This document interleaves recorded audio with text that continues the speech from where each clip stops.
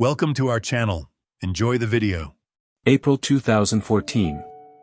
Two young women from the Netherlands arrived in Panama with what seemed like a simple plan.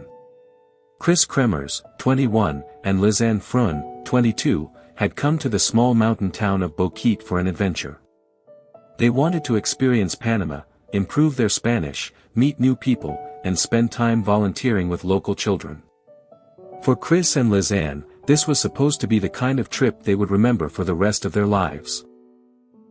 Boquete was surrounded by mountains, forests, rivers, and dense jungle. It was beautiful, but beyond the town, the landscape could become difficult and dangerous very quickly. On April 1st, the two women decided to explore a hiking route known as the Pianista Trail. They left carrying a small backpack and personal belongings.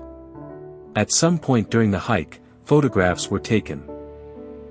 The images showed the two friends smiling, relaxed, and apparently enjoying the beginning of their journey. There was nothing in those photographs that suggested what was about to happen. But that afternoon, something changed. Kris and Lisanne did not return to their accommodation. As evening arrived, concern began to grow. At first, there was no obvious reason for alarm. They were young travelers exploring unfamiliar terrain, and perhaps they had simply stayed out longer than expected.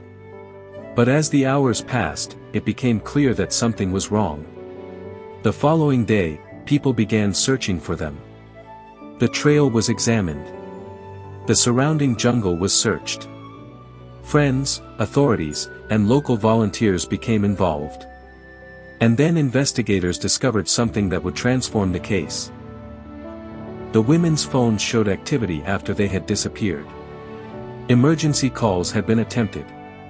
The timing of those calls suggested that whatever had happened on the trail, Kris and Lisanne had realized they were in serious trouble. But there was a problem. The phones could tell investigators when someone had tried to call for help. They could not tell them why. Were the women injured? Had they become hopelessly lost? Had they encountered someone? Or had something happened that no one had anticipated? At this point, the mystery was only beginning. Because somewhere beyond the familiar trail, deep inside the Panamanian wilderness, two young women had vanished. And soon, investigators would discover that their phones contained a disturbing timeline of the days that followed. The last normal photograph was only the beginning. When Kris Kremers and Lisanne Froon failed to return, the search quickly intensified. Authorities began retracing the route the women were believed to have taken. But there was one piece of evidence that immediately stood out. Their phones. Investigators discovered that after the women disappeared, attempts had been made to contact emergency services. The first emergency call was made on April 1st. Then another. The calls were not long conversations. In fact, they were attempts to reach help from an area where the phones could not establish a reliable connection. That detail was critical. It suggested that somewhere along their journey, Kris and Lisanne understood they were in danger. But what exactly had happened? The timeline became increasingly disturbing.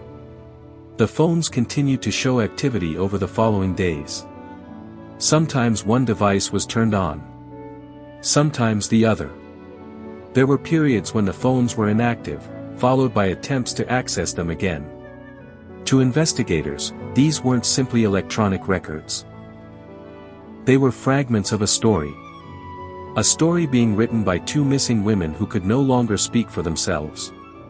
But the data raised more questions than answers. If they had become lost, why couldn't rescuers locate them? If they were injured, how far could they have traveled? And if another person had been involved, why was there so little obvious evidence? The jungle made every possibility harder to test. Dense vegetation, steep terrain, rivers, and limited visibility created an environment where even experienced searchers could struggle. Meanwhile, the search continued. Teams moved through the surrounding area looking for any sign of the women. Days passed. Then more days. And still, Kris and Lisanne were missing. But investigators hadn't yet seen the strangest evidence. Because hidden inside one of the women's cameras was something far more unsettling. Photographs taken after dark. Not ordinary vacation photographs. Images created in the middle of the wilderness, long after the women were supposed to have disappeared. There were dozens of them. And the circumstances surrounding those photographs would become one of the most mysterious parts of the entire case. What were Kris and Lisanne trying to photograph? Were they attempting to signal rescuers? Were they following a path? Or were the photographs simply the desperate actions of two people trying to understand where they were? Nobody knew. But when investigators examined the images, they discovered details that would fuel speculation for years. And suddenly, the question was no longer simply, where did the women go?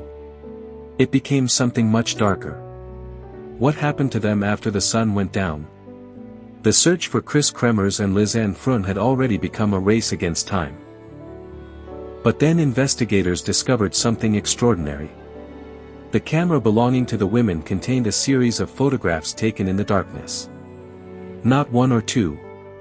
Dozens. They were captured during the early hours of April 8, more than a week after the women had disappeared. The images were strange and difficult to interpret.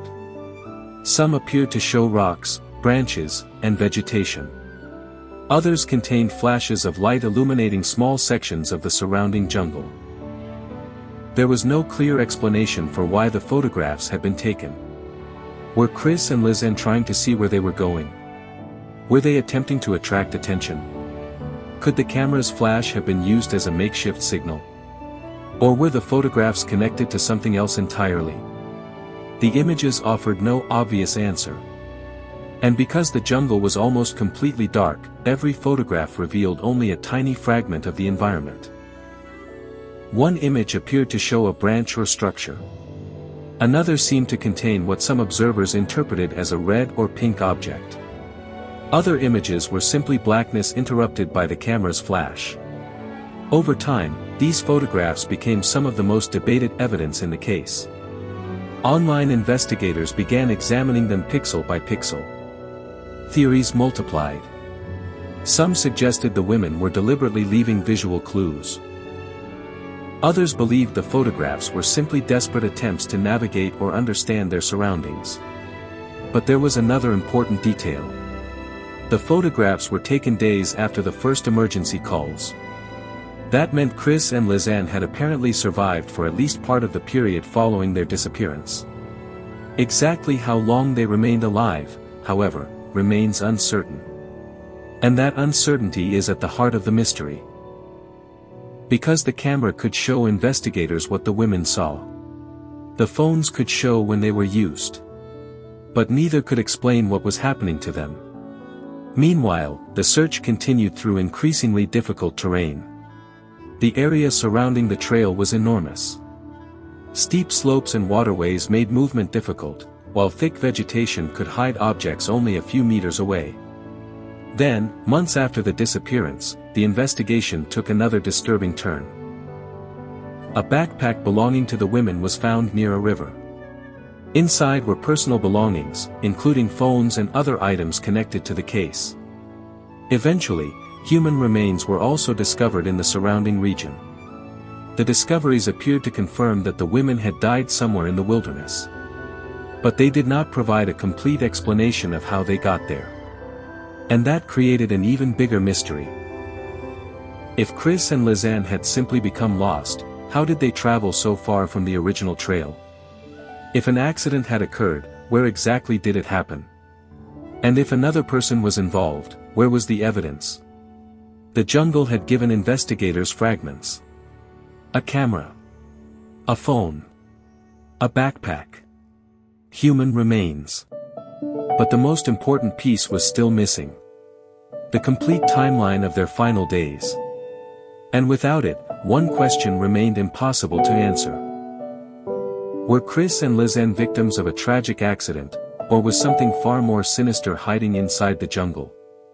The discovery of Kris Kremers and Lisanne Froon's belongings and remains brought the investigation closer to an answer. But it did not solve the mystery. Instead, it created more questions. The evidence pointed toward the women having traveled beyond the area where they were initially expected to be. The landscape itself offered one possible explanation. The El Pianista region is surrounded by steep terrain, dense vegetation, rivers, and difficult-to-navigate paths. If Kris and Lisanne had accidentally moved away from the main trail, finding their way back could have become extremely difficult. One possibility is that one or both women suffered an accident. A fall or serious injury could have left them unable to return. If that happened, the emergency calls could have been desperate attempts to reach help.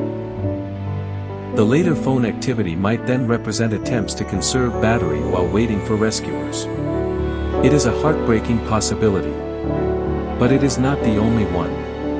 Another theory suggests that the women may have encountered someone else.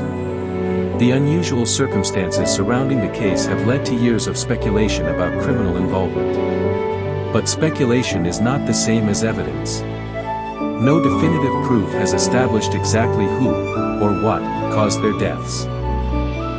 And that distinction is important. Because the mystery has attracted countless theories online, some based on genuine evidence and others built from assumptions, altered images, or incomplete information.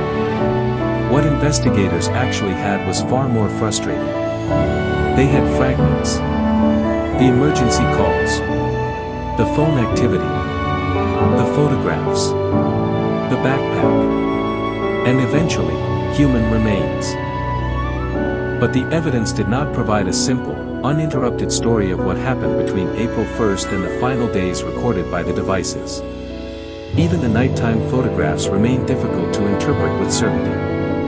Perhaps they were an attempt to find a path. Perhaps they were meant to signal rescuers.